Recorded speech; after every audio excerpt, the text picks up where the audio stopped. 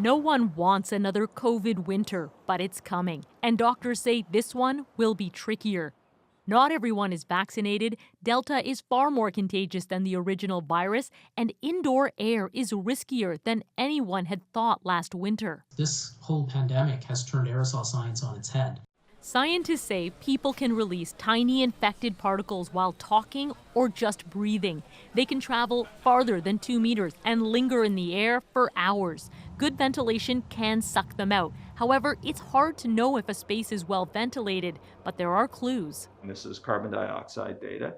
Jeffrey Siegel is an air quality expert. He's been monitoring the carbon dioxide that people exhale in various spaces. And you can see as people come into the office in the morning, there's these big spikes. The gas builds up in indoor spaces that are not well ventilated. Those steep drops are key. Because that tells us what the ventilation system is doing to remove the carbon dioxide and the other things that people are breathing out in the space.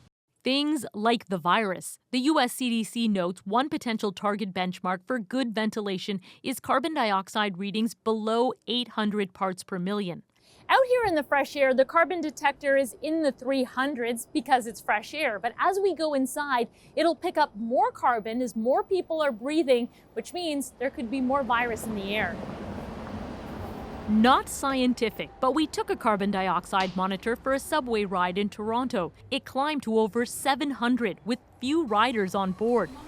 Small, busy restaurants can hit well over 8. We also checked out the entry gate to Scotiabank Arena ahead of a Leafs game. Over 700, but still well ventilated. The biggest risk is probably not when you're sitting in the seat. It's when you're lining up for the concession stand or for the bathroom or you're jammed onto an escalator. Those are the highest risk spaces. Closed, crowded spaces remain the riskiest infection spots. Experts say when we move indoors, we need layers of protection. Along with ventilation, we know that vaccines, masks, and physical distancing can prevent the spread of this virus. In Europe, another wave of COVID cases and deaths is now surging, largely fueled by low vaccination rates, dropped measures, and pandemic fatigue.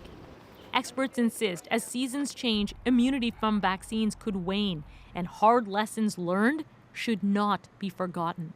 Christine Burak, CBC News, Toronto.